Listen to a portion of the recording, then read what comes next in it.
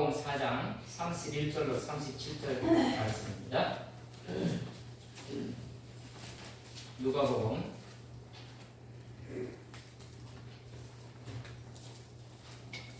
4장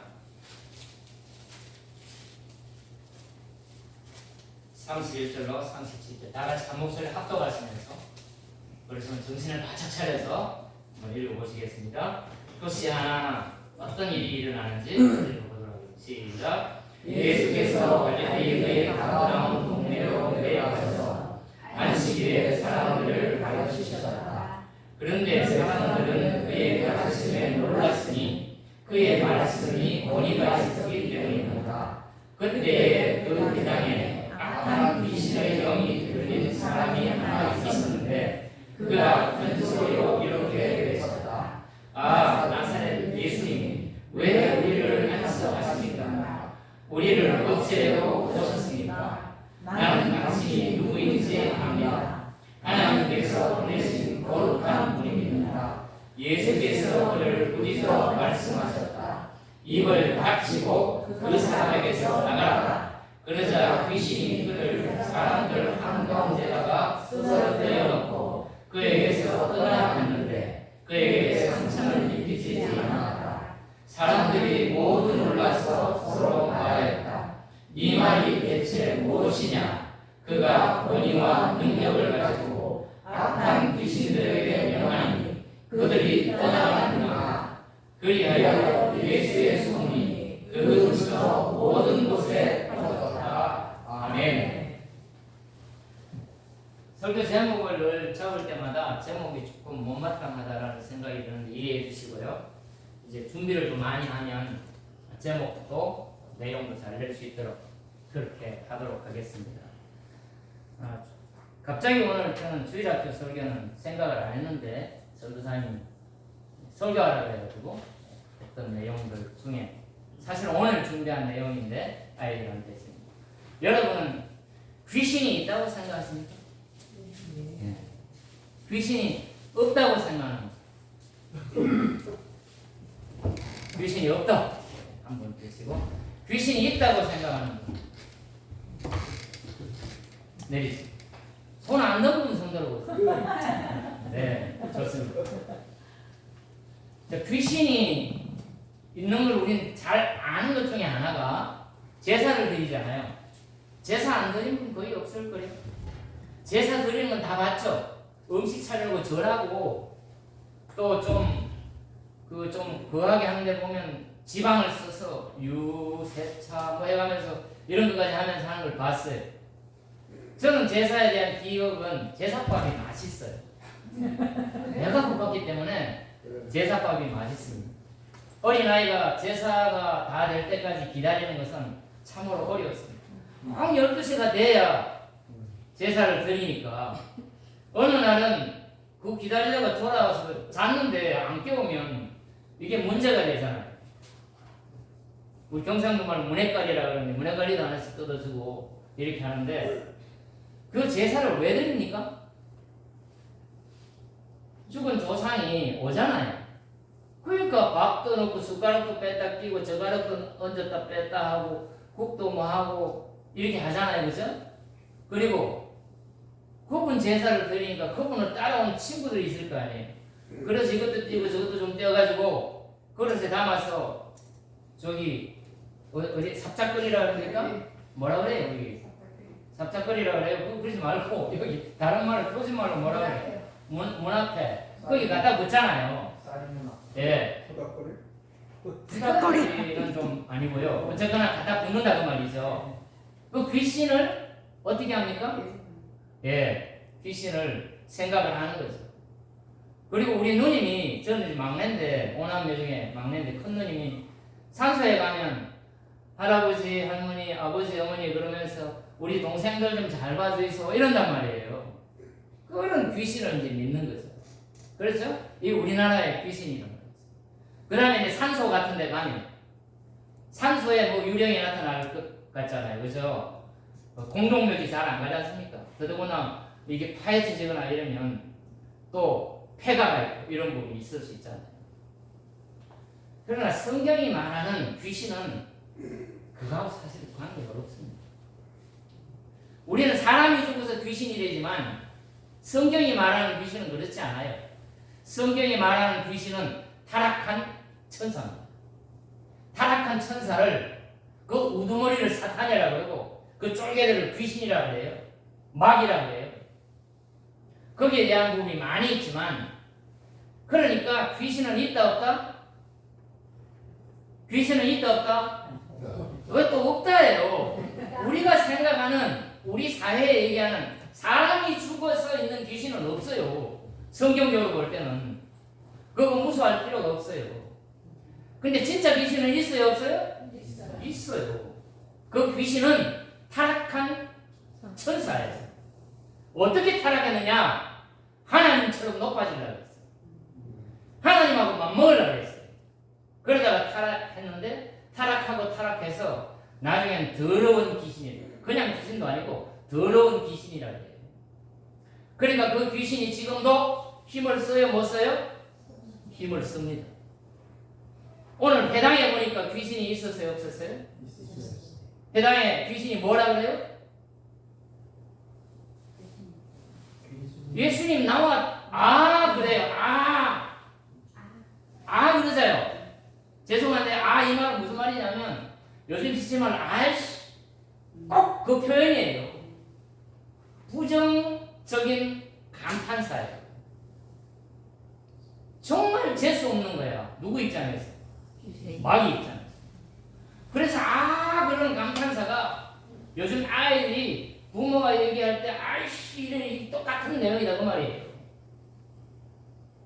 그러니까 그 귀신이 귀신같이 예수님을 알아봐요. 근데 예수님도 알아보면서 뭐라 그래요? 우리가 착각이 될 정도로 살아계신 하나님의 아들이라 그러고 어디에 가도 살아계신 하나님의 아들 당신과 나와 무슨 상관이 있기에 나를 괴롭게 합니까? 나를 왜 쫓아내려고 합니까? 이런 내용들이 성경에 계속 나온다고 말입니다. 일주일 동안 성경을 보면서 설교를 하려고 성경 설교에 대해서 또 더 나아가서 그렇게 준비를 하고 있는데 늘 순서가 준비가 안 돼.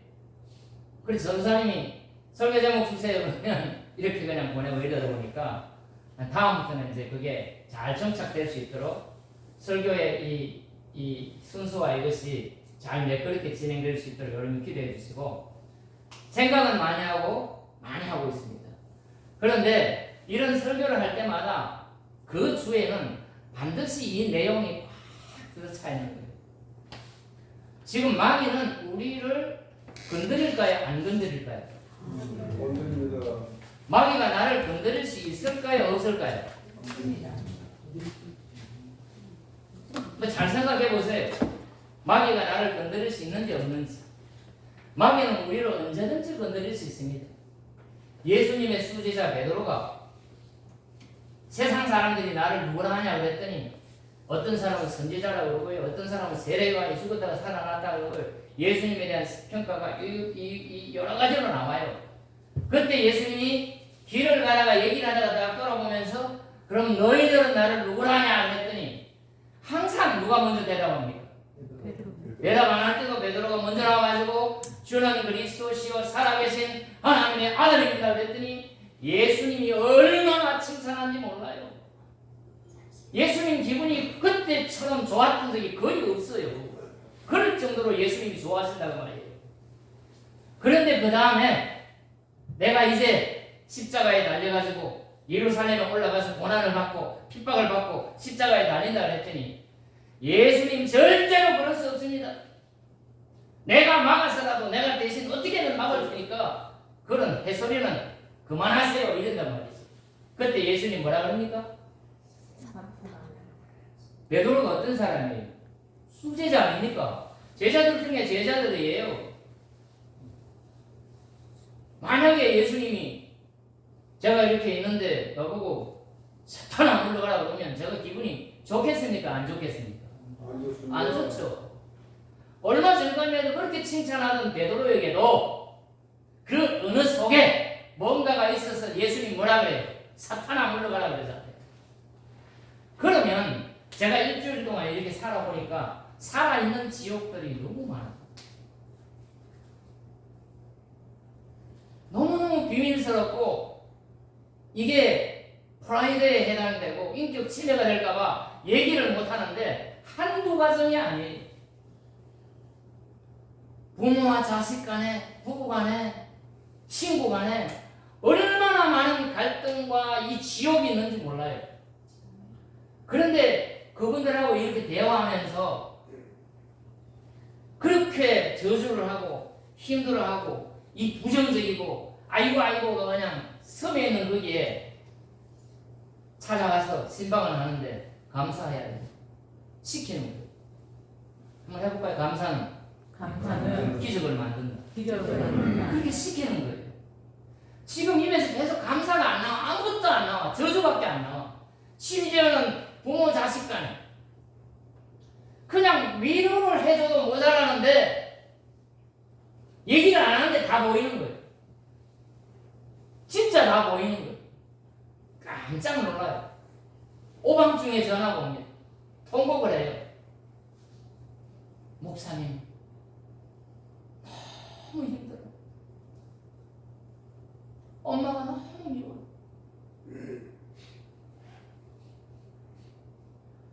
어떻게 해야 될지 모르겠어요. 제가 볼 때는 그 모든 것들이 마귀가 지금 우리를 건드리는 거예요. 계속해서 이간시키고요. 계속해서 좌절시키고요. 계속해서 포기하게 만들고요. 제대로 된 일을 하나도 못하게 하는 게 마귀가 지금 계속 방해를 하는 거예요. 그런데 그 마귀가 회당 안에도 있어요.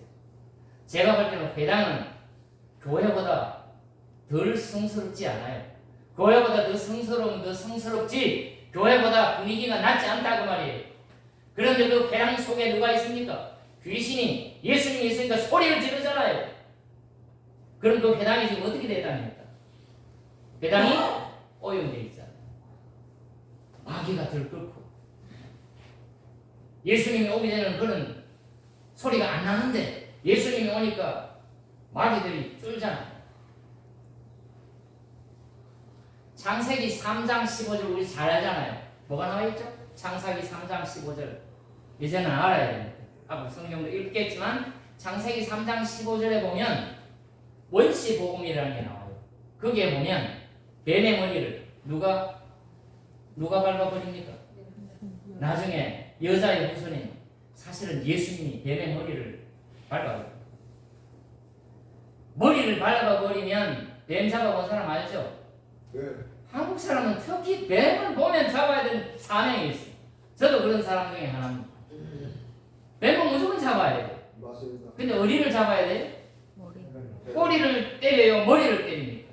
머리요. 예, 뱀의 머리를 상하게 하는데 그럼 바로 죽습니까? 바람을 시원찮게 해주면 따라온다고 그거 뭐 이렇게 저렇게 별얘기 다 하잖아요. 예. 그것도 사실 두려워하는 게 사실 아닙니까? 나중에 놓고도 그게 따라오는 줄 알고 이런 마음들이 우리 속에 사실 있잖아요. 두려움이. 뱀도 잡아먹었습니다. 그렇죠. 예. 많이 먹었습니다. 예. 장모님이 그 시대에 그 뱀을 잡아먹어야 되는데 그때 거기 가가지고 창세기 그때 하와를 꼬시는 그때 장모님이 계셨으면 그런 일이 없을 텐데 당연하죠. 예, 이게 한국 사람한테만 사실은 해당되는 얘기인지도 몰라요. 그런데 그 머리를 이겼는데도 살아서 꿈틀거리는 그 꿈틀거리는 거 우리는 속고 우리는 두려워하는 겁니다. 그런데 그 뱀의 머리, 다시 말하면 우리가 착각하면 안 되는데 그 뱀은 뭐의 상징입니까? 사탄의 상징입니다. 사탄의 머리를 깬 겁니다. 그래서 그는 죽을 수밖에 없어. 이미 심판받았어요. 그냥 허우적거릴 뿐이야. 꿈틀거릴 뿐이에요. 우리를 해야 한다, 못 해야 한다? 못 해야 하는데 거기 속는 줄도 모르고 알면서도 두려워하고 무서워한다고 말이에요. 제가 최근에 느낀 마음은 다는 큰데 내 마음속에 불안한 마음이 오거나 자꾸만 어떤 사람이 미워지거나 자꾸만 옛날에 실패했던 생각이나 그 사람 때문에 내가 실패해서 이런 생각이 들면 그건 누가 주는 생각이다? 마귀가 주는 생각. 대답 잘했는데 그렇게 사세요. 그때마다 뭐라 그래야 돼요? 사탄아 따라하세요. 사탄아 물러가라. 명령이에요. 사람들 중에 용서할 수 없는 사람이 많을까요? 없을까요? 많이 있습니까? 왜 그렇게 많아요? 사람들이 있어. 근데 그 나쁜 사람이 내가 나쁜지 그쪽이 나쁜지 둘 중에 어떤 사람이 나쁠까요? 제가 대부분 똑같다 그래요. 이게 진짜 진리 같아요. 남을 많이 얘기하고 피해의식에 대해서 많이 얘기하면 우리는 많이 얘기하는 사람 얘기만 들었지 상대편 얘기는 안 들었잖아요. 죄송합니다. 저를 비롯해서 똑같다. 한번 따라해볼까요? 똑같다. 나를 위해서, 나를 향해서 얘기해야 돼요. 상대편을 위해서 똑같다 그러지 말고 우리가 마귀에게 속박되는 한, 마귀에게 속는 한 계속해서 동일한 일이 벌어지고 계속해서 불행한 일이 일어나고 계속해서 어려운 일이 있습니다. 내 속에 있는 마귀를 오늘 예수님이 오니까 어떻게 됐어요? 벌벌 떨듯이 내가 그를 떨게 해야 됩니다. 하나님의 말씀을 읽어서 떨게 하고 기도해서 떨게 하고 찬송을 해서 떨게 하고 입으로 명해서 제가 아까 성경 읽을 때 뭐라고 했어요? 조금 심하게 말해요. 닥쳐! 그러잖아요. 닥쳐. 그런데 제가 이걸 하면서 여러 사람들이 얘기를 잘 안 해주는데 그러면 지금 마귀가 예수님을 하나님의 아들로 인정하고 다 아는데 왜 그렇게 예수님은 제자들은 그걸 제대로 몰라가지고 나중에 깨달아가지고 어쩌다가 베드로가 한번 대답하니까 예수님이 그렇게 기분이 좋아가지고 과연아 시몬아 네가 복이 있다 이렇게 얘기하는데 마귀가 지금 예수님을 잘 알아주는데 예수님은 왜 거기다 닥쳐 그랬을까요? 이게 맞는지 안 맞는지는 모르겠는데요. 이 마귀는 예수님을 만날 때마다 예수님을 잘 알아요. 그러면서 거기서 떨어요. 그러면서 살아계신 하나님의 아들 예수여 나를 멸하러 왔습니까? 나를 쫓아내겠습니까? 이러는데 예수님이 거기다 호되게 항상 호되게 꾸짖고 나가라 그러고 닥치라고 그런단 말이에요. 왜 그럴까? 이 마귀가요 예수님하고 지금 사실은 신학 논쟁을 하는 거예요. 당신은 하나님의 아들이잖아요. 당신은 하나님의 아들이니까 하나님의 아들처럼 행사할 일이지 왜 사람이 돼가지고 그 다음에 뭐라요? 십자가를 지려고 합니까? 하나님이 십자가 지어서 무슨 의미가 있습니까? 완전한 사람이신 예수님이 십자가 지는 것이 마귀는 너무너무 두려운 거예요. 그러니까 하나님의 아들이라고 신적인 존재로만 자꾸만 부각시키려고 하는 겁니다. 그러나 예수님은 이 땅에 오신 사명이 뭐하러 오셨습니까? 예수님 뭐하러 오셨어요? 십자가 지시러 오셨잖아요. 그러니까 마귀가 자꾸만 예수님을 하나님의 아들 신으로만 인정을 하려고 완전한 사람으로 오신 것을 자꾸만 부인을 하는 거예요. 예수님 십자가 지셔야만 우리가 살 수 있는데 예수님의 사명이 그것인데 그것을 자꾸만 부정한다고 합니다. 오늘 저는 이 말씀을 그렇게 인식을 하면서 그럴 수 있겠구나. 그렇구나. 이렇게 생각을 했습니다. 가버나움, 오늘 가버나움이 나오잖아요. 가버나움. 제 아내하고 가버나움에 가봤어요. 이스라엘. 시골 교회 전도사 후보가 여행을 못하니까 이스라엘 성지순례 좀 시켜줘야 되겠어서 가버나움 갔는데 가버나움 옆에 누가 있어요? 요 다음 우리가 읽으면 베드로 나오잖아요. 베드로. 예수님의 사역이 처음에 성전에서입니다. 누가복음의 이 흐름 중에 하나가 예수님의 사역이 성전에서 그 다음에 어디로? 회당에서 그 다음에 어디로? 시몬의 집으로 그 다음에 어디로? 길거리로 나갑니다. 복음을 전하는 일을 다른 장소에도 복음을 전하러 간다고 그 다음에 보면 그렇게 기록이 되어 있습니다.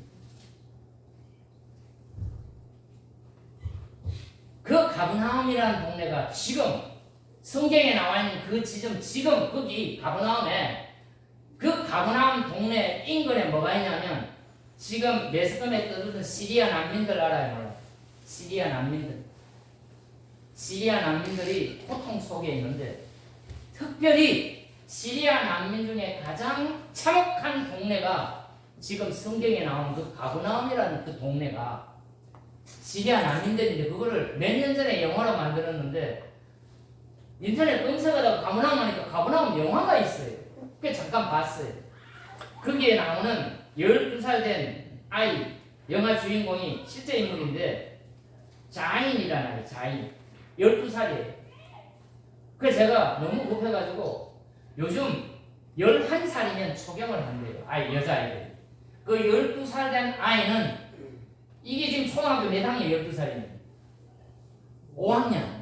5학년의 애가 맨날 물 들어다 놔두고 그냥 하루 종일 노동을 하는 거예요. 다른 애들 학교 가고 학교 갔다 오는데 그 일을 하는 거예요.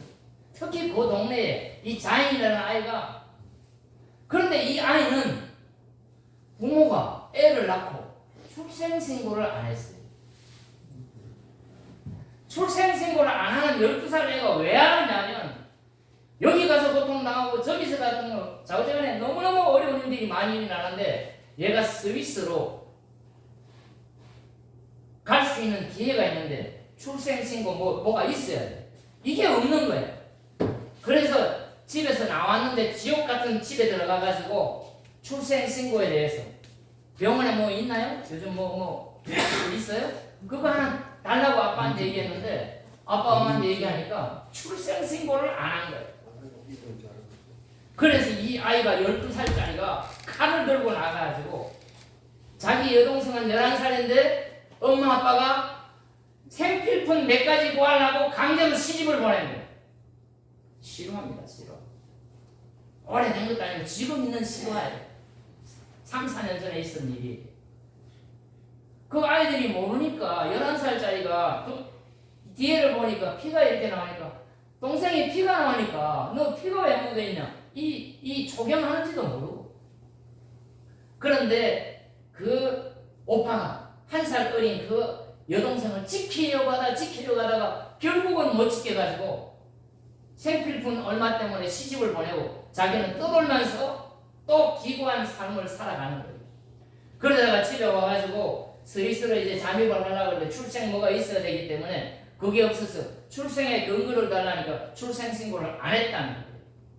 그래서 칼을 들고 나가가지고 그 여동생을 데리고 간 신랑불 되는 사람과 누군가를 칼로 찔렀어요. 일부러 찔른 거예요. 감옥 가고. 그래서 재판정에 썼습니다. 재판정에 서서 엄마 아빠를 아들이 고발을 하는 거예요. 그래서 판사가 나와가지고 너 왜 엄마 아빠를 고발했니? 그랬더니 나를 낳아준 죄 때문에 엄마 아빠를 고발을. 끔찍하게 지옥입니다. 가장 큰 지옥이 오늘 가버나움. 혹시 시간 되면 유튜브 치면 가버나움 영화 치면 딱 나와요. 잠깐 보세요. 거기만 지옥이 아니라 작시대 여기도 저기도 어디 가도 가족 안에 이 지옥이 얼마나 많은지 몰라요. 그러나 이 지옥을 탈피하려면 오늘 어떻게 해야 되겠습니까? 진리를 알지. 다 같이 따라해. 진리를 알지니. 네, 진리를 알지니 진리가 너희를 자유케 하리라 그랬잖아요. 그 진리가 뭡니까? 복음을 깨닫는 겁니까? 돈을 닦아서 경지에 오르는 겁니까? 오늘 제가 강조하고 싶은 것은 진리는 예수 그리스도입니다. 진리는 다 같이 진리는 예수 그리스도. 그 예수 그리스도가 부활하셨잖아요. 성령으로 지금 우리 속에 오셨잖아요.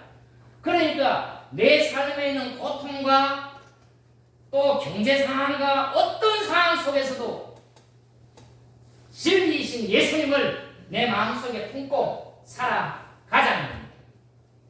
그 진리이신 예수님을 품으면 시간과 상황을 초월해서 진리이신 예수님께서 도무지 해결되지 않을 것 같은 그것을 진리이신 예수님, 실체이신 예수님께 한번 구해보자 이거예요. 마귀도 실체이지만 우리 눈에 보이지 않는데 우리는 그 마귀에게 계속 속아가지고 욕하고 원망하고 시기하고 질투하고 이간하고 이러는 일이 지속되고 있는데 실체이신 예수 그리스도, 예수만 오면 지금 아무도 감지하지 못했던 마귀들이 부들부들 떠는데 그 예수를 내 마음속에 모시지 않고 돈 생각하고 나를 괴롭혔던 그 사람 옛날 것까지 끌어내가지고 소설을 쓰면서 아마 진행되면서 거짓말이 있는지도 모르면서 자꾸만 나한테 읊어대잖아요. 들어주니까 2시간도 얘기해. 자기의 고통, 자기의 힘든 얘기를 계속 얘기해요. 그래도 그게 상처를 치료할 것 같아서 계속 들어줍니다. 그 속에 예수 그리스도가 그에게 임하기를 주의 이름으로 축원합니다.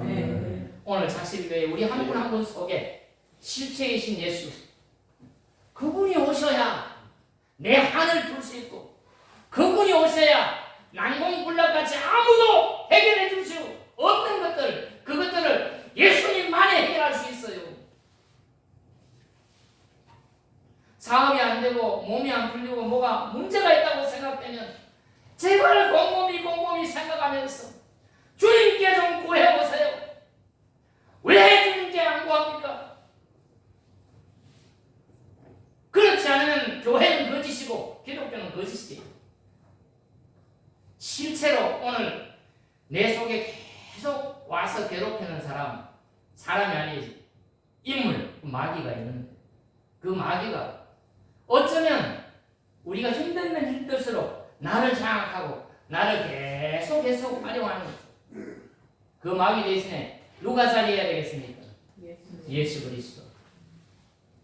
나는 이 사람은 용서할 수 없어. 얘는 용서해도 안 될 거야. 죄와 사람을 분리해야 됩니다. 제가 여러분이 무슨 얘기를 하든지 간에 사람 중에 우리가 대하지 못할 사람 하나도 없고 원수 같은 사람, 우리 속에 예수님이 그걸 보여주셨고 손양은 목사님이 한국 사람 아닙니까? 아들 불을 죽인 그 사람을 용서해가지고 목사를 만들어가지고 그 죄책감에 목사가 됐는데 설교를 못하고 야인으로 있다가 죽었지만 그가 죽으면서 유언해가지고 그 아들 안재선이에게 너는 목사가 꼭 되라. 그래서 그는 목사가 돼서 애양원에 가가지고 설교 초청을 받았는데 손자인데 죽인 장본인도 아니고 손자인데 애양원이 손양은 목사님이 목회하던 그곳에 거기서 초청을 해. 세월이 많이 지났잖아요. 그런데도 설교하라고 설교를 못하는 거예요. 설교를 해달라고 통보를 받았는데 허락을 못하다가 하나님이 힘을 주셔가지고 가겠다 그래. 가서 섰는데 흐느껴 울다가 보는 사람도 울고 설교하려고 선 사람도 울고 그래서 그분이 도무지 한국에서는 목회를 못해가지고 우리 소록도보다도 더 험악한 저 아프리카 어떤 나라에 가가지고 손도 없고 다리도 없고 눈도 없는 그들을 향해서 그 용서의 씨앗이 그 안재선이라는 선교사를 아프리카에 보내서 현재 나한 자들을 끌어안고 선교를 하고 있습니다. 우리가 뭘 배워야 되겠습니까? 예수님의 사랑이 뭐고 손양한 목사님이 왜 그렇게 사랑했는지 우리가 왜 나에게는 그런 능력이 나타나지 않는지 작실 교회에 그런 능력이 나타나기를 주의 이름으로 축원합니다. 아멘. 일주일 내내 그렇게 만났던 사람들 한 분은 오겠지. 4-5명이 되는데 한 분도 오늘 안 오셨어요. 올 것 같았어요. 대답을 한 분도 안 한 사람이 없어요. 우리가 해야 됩니다. 우리 주변에 있는 사람들에게 내가 사업이 잘 돼서 영향력을 끼칠 수 있지만 예수의 소문이 온 곳에 퍼져서 영향력을 끼칠 수 있지만 예수 그리스도 그 자체 그분이 나를 변화시키고 내 속에 들어오셔서 한 번 더 따라 하실까요? 예수로 살자. 작은 예수로 살자. 자신이 없으면 작은 예수로라도 살자고요. 그런 능력의 역사가 작실교회에 이 해가 지나가기 전에 새로운 해 우리 속에 넘쳐나기를 주의 이름으로 축원합니다. 기도하겠습니다.